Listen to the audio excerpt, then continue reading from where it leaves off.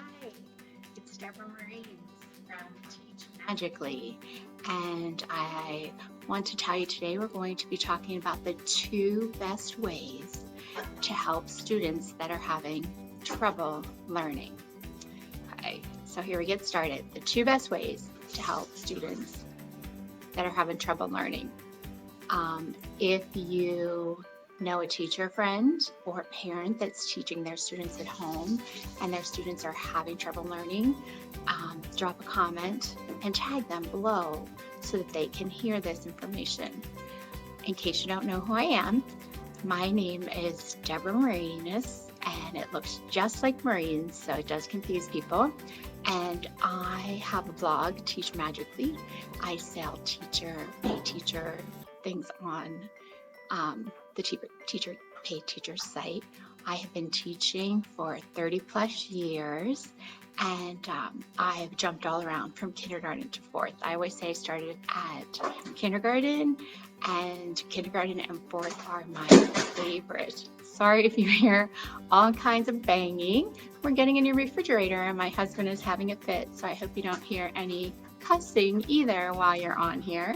I think they have it all pretty much focused and ready to go, but they are still moving things around and trying to get everything ready in between. We're supposed to do it tomorrow, but we decided to do it today.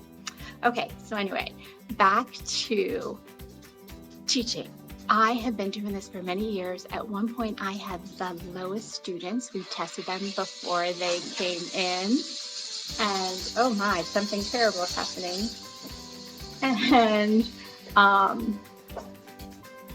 I had them in my classroom. They were the lowest students that we had in our school, and I had to progress monitor them every 2 weeks and really help them learn.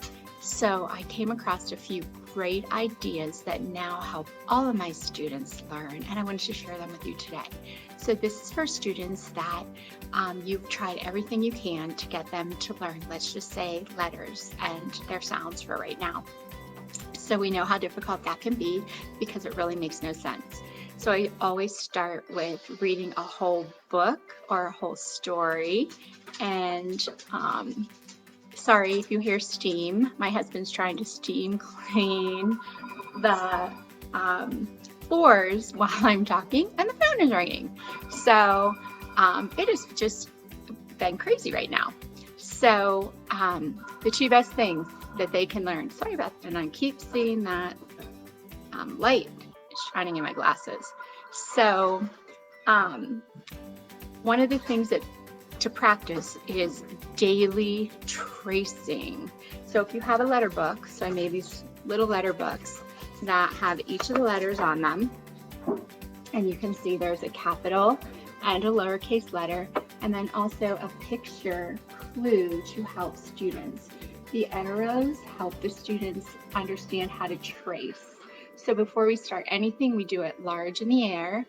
And I do that with a lot of videos. Jack Hartman has great videos. We practice making things in the air and talking about the sounds.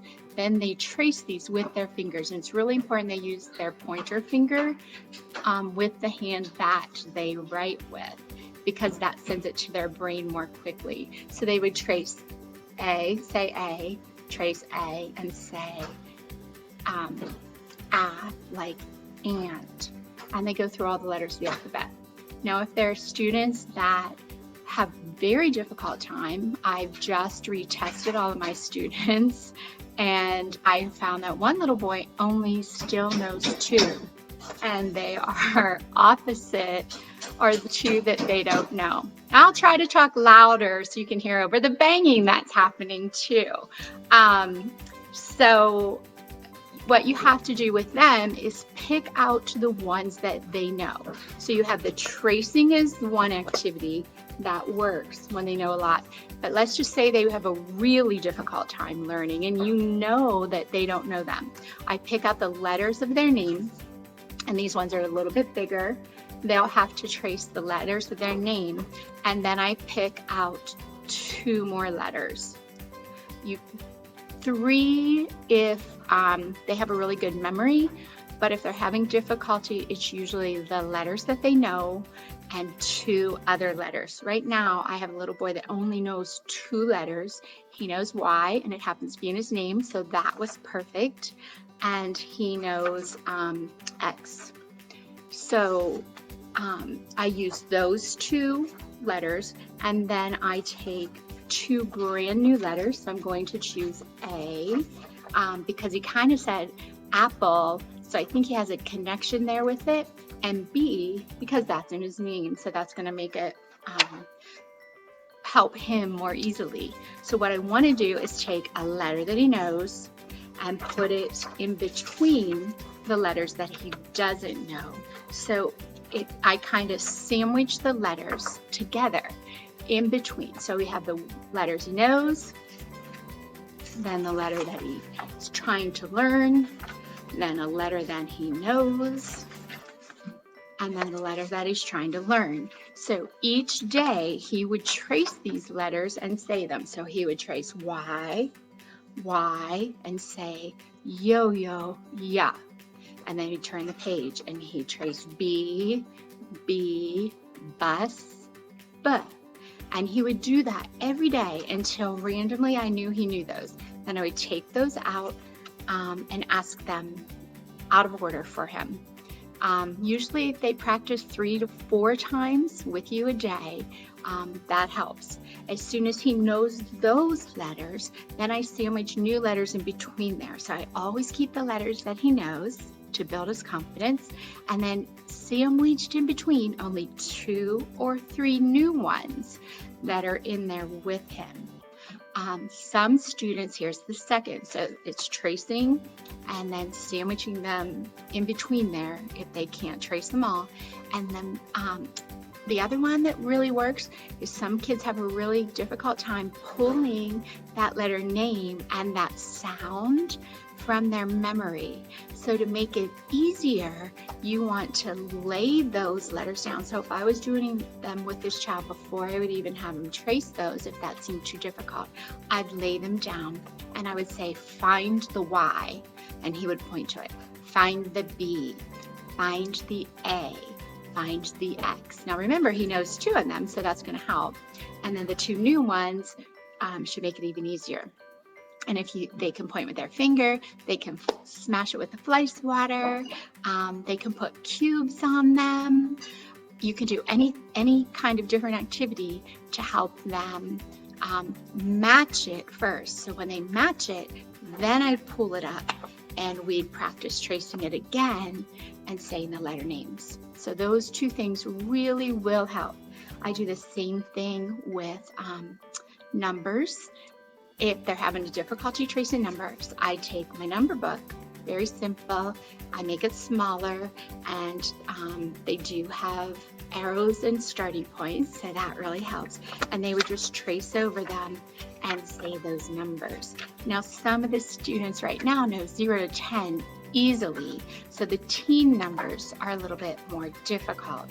So to make it easier on them, I would lay that chart out with the teen numbers on, only the teen numbers on the table, and then I would say find the 11, and they'd have to smack it or hit it with a fly swatter. If 11 to 15 is too hard, shorten it up and only do 3 to 4 things. Okay, so let's just review. For students that are having a very difficult time learning, and this could be really anything. In kindergarten, it's the letters, their names, sounds, and numbers. If you're in upper grades, it might be math facts. It might be something that you're getting them to learn, like the states. When I taught 4th grade, it was the states. You would lay them out first and have them match and hit. So let's just go back to numbers. I would say 7, they'd smack it. I would say 6, they'd smack it. If I was doing teen numbers, 13, 18, then I'd pick them up and flash them. And if you practice that every day, that will help. So matching is first, and then the second one is just tracing and saying it. 0, 1, 2, and on until they get it. I did hear a research study that says if it's brand new and they don't have any connections to anything else, you should expect them to learn one a week, one new thing a week. So that means one letter a week. If you're doing sight words, if you're doing numbers, any of that will work. So if you have any questions, put them in the comments below. So sorry for all the noise that is happening. I hope it didn't hurt your ears too much. And remember, join me every Wednesday at 6:30 to talk about some things to help teachers teach. You can DM me or message me. I am Debora Marines at Teach Magically. Oh my God, you guys. I hope this helps you teach magically.